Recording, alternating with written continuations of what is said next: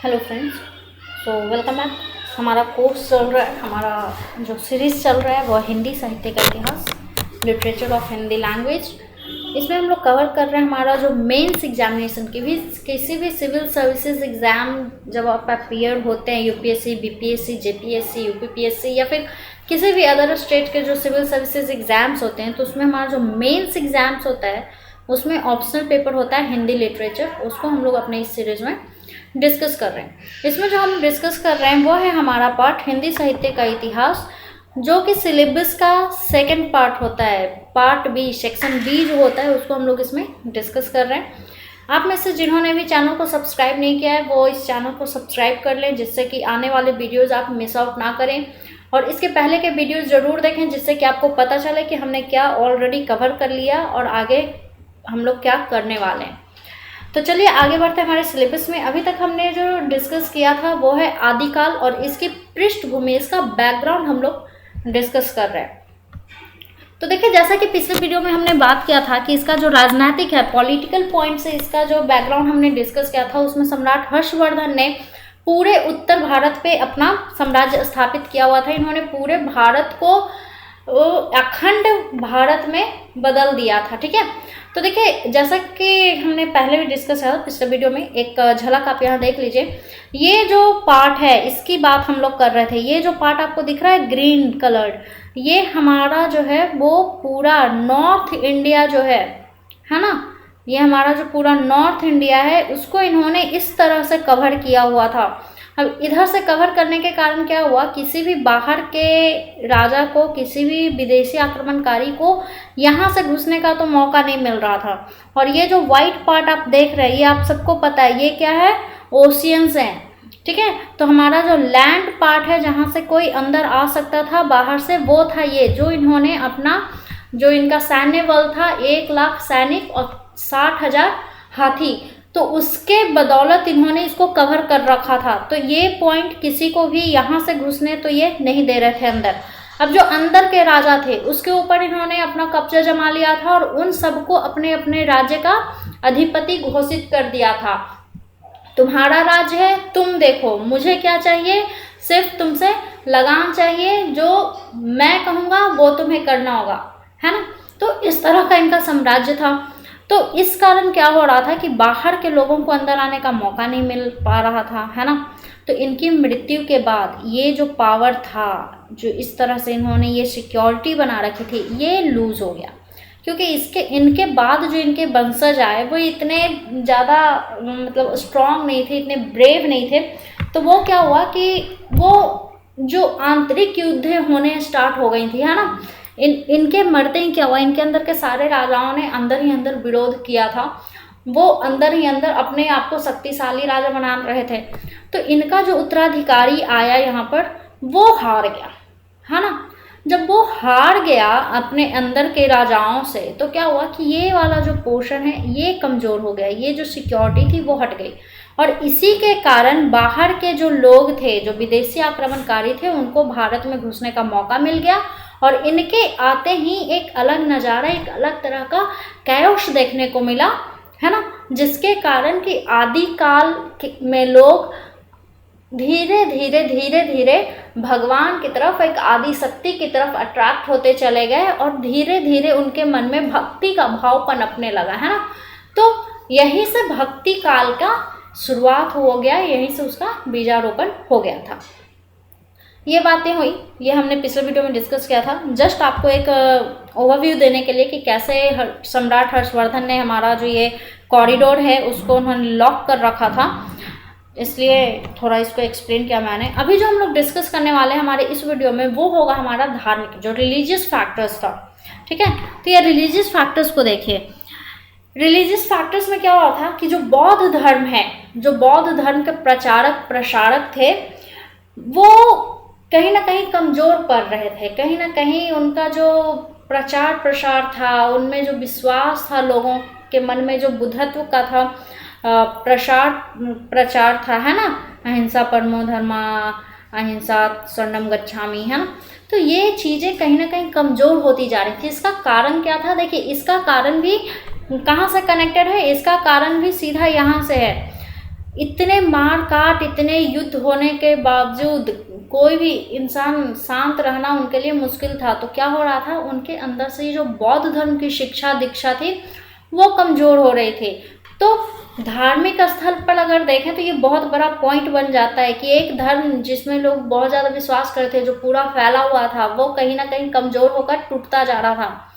दूसरी तरफ जो शंकराचार्य थे, ठीक है, जो आचार्य शंकराचार्य थे, ये अभी भी प्राचीन धर्म को ही मानने के लिए लोगों को उकसा रहे थे, लोगों को प्रेरित कर रहे थे कि देखो नए धर्म की तरफ मत भागो, हमारा जो प्राचीन धर्म है, सनातन धर्म है, वही हमारा सही धर्म है, हमें उसी को अपने अंदर लाना है, अपने संस्कारों में, अपनी संस्कृति में, अपने आगे की पीढ़ी को भी उसी को देना है। तो एक ये फैक्टर था कि धार्मिक स्तर पे कहीं ना कहीं बहुत बड़ा, मतलब एक कहते हैं ना कि कंपटीशन चल रहा था। बौद्ध धर्म, प्राचीन धर्म, फिर वैदिक धर्म आ रहा था, है ना। तो यहाँ बौद्ध धर्म और वैदिक धर्म दोनों के बीच में टफ कंपटीशन चल रहा था। तो इसका बहुत बड़ा कारण बन रहा था कि जो सामाजिक स्तर पर जो बदलाव हो रहे थे, है ना, जो जिस तरह के शासक बाहर से आए, मुगल आए, तुगलक आए, तुर्की आए, है ना, तो जब उनका आना हुआ, जब वो लोग आए तो अलग अलग धर्मों के प्रचार प्रसार किए उन्होंने। कुछ लोगों ने जबरदस्ती धर्मों को थोप दिया, कुछ लोगों ने जबरदस्ती लोगों के धर्म परिवर्तन करवा दिए, तो कुछ ने उनकी इच्छा पर छोड़ दी कि आप जिस धर्म को मानना चाहते हैं उस धर्म को माने। अभी इससे पहले का जो टाइम चल रहा था हर्षवर्धन सम्राट के टाइम का, वो क्या थे, वो तो इतने लिबरल थे, उन्होंने सारे धर्मों को बराबर का दर्जा दिया हुआ था, उन्होंने किसी भी धर्म पर कोई रोक टोक नहीं लगाया था, है ना। लेकिन अभी के जो उनके बाद के जो भी शासक आए, जो भी राजा आ रहे थे, वो देसी हो या विदेशी हो, सब अपने अपने धर्म का ही प्रचार प्रसार करना चाह रहे थे, वो सब अपने अपने धर्म को मजबूत करना चाह रहे थे। इसके कारण क्या हो रहा था कि धार्मिक स्थल पर भी एक बहुत बड़ा कैओस हो गया था, बहुत बड़ा उथल पुथल मच रहा था, ठीक है। दूसरी तरफ राजपूत लोग जो थे, जो शैव थे या शाक्त थे, उनका अलग ही अपना कहानी चल रहा था, है ना। उनको अपने आप को सबसे सर्वश्रेष्ठ घोषित करना था। तो ये क्या कर रहे थे कि अपना मतलब पावर दिखाने के लिए किसी भी राजा से, किसी भी ये साम्राज्य से टकरा जा रहे थे, उनसे लड़ जा रहे थे। युद्ध भले ही ये हार जा रहे हो, युद्ध की ज़रूरत ना हो, कहीं भी दिखावे की ज़रूरत नहीं थी, किसी युद्ध की ज़रूरत नहीं थी, बट फिर भी अपने आप को शो ऑफ करने के लिए कि नहीं, हम लोग तो बहुत ब्रेव हैं, हम लोग बहुत बड़े क्षत्रिय हैं।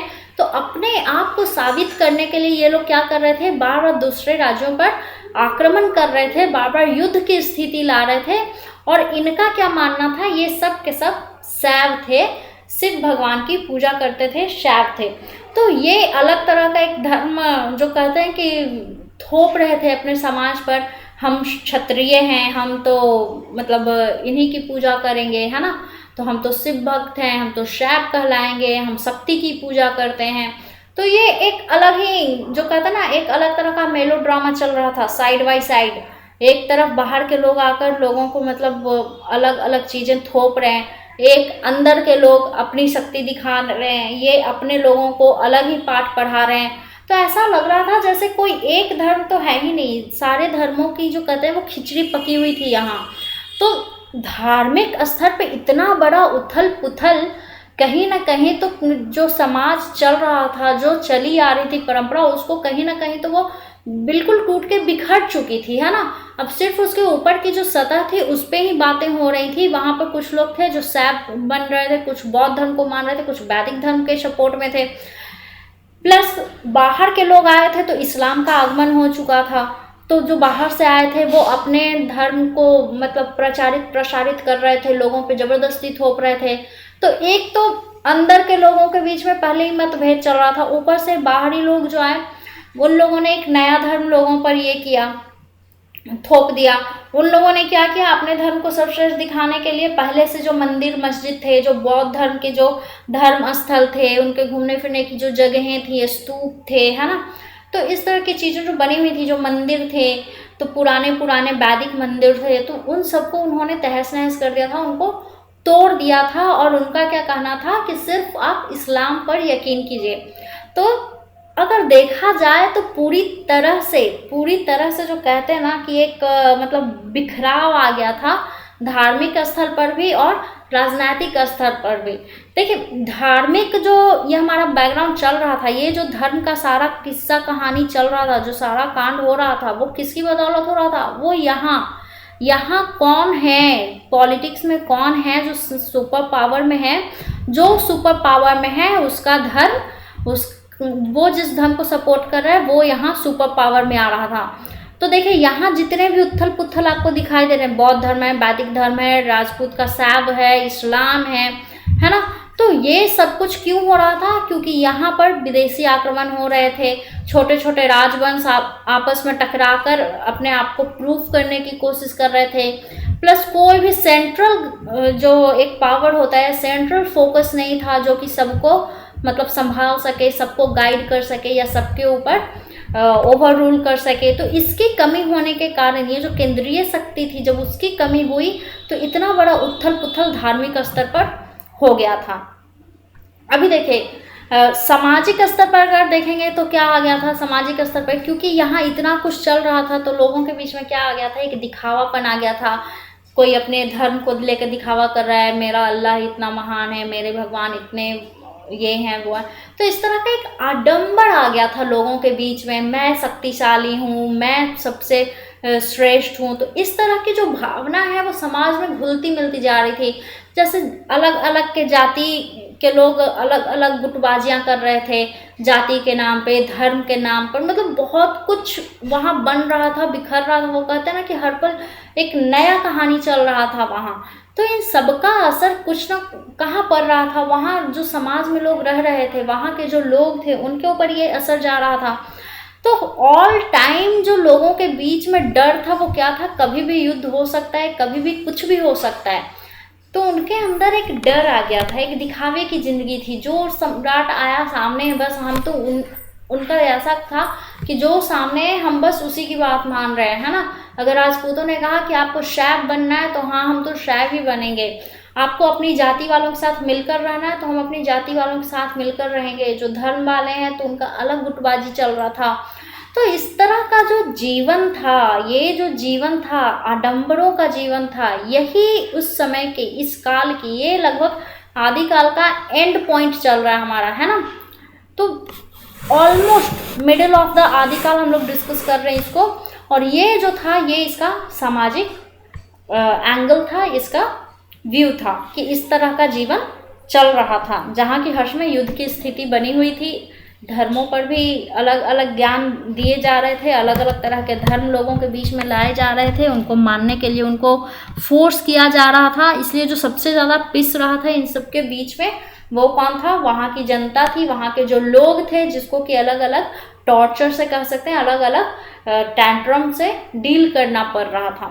तो ये था हमारा बैकग्राउंड पूरे आदिकाल का, जो हमने देख लिया है पॉलिटिकल, रिलीजियस और सोशल व्यू से। तो आज के लिए इतना ही छोड़ दें फ्रेंड्स, अगले वीडियो में मिलते हैं जिसमें हम लोग डिस्कस करेंगे कि उस काल की कवि क्या थे, उनकी खासियत क्या थी और उनकी रचनाएं कैसी थी। तो अब तक अगर आप लोगों में से किन्हीं ने चैनल को सब्सक्राइब नहीं किया है तो जल्दी से जल्दी चैनल को सब्सक्राइब करें, क्योंकि आगे के जो वीडियोज़ हैं वो आप मिस आउट नहीं कर सकते, बहुत ही इंपॉर्टेंट वीडियोज़ हैं। तो चलिए मिलते हैं हमारे अगले वीडियो में, तब तक के लिए टेक केयर, बाय बाय।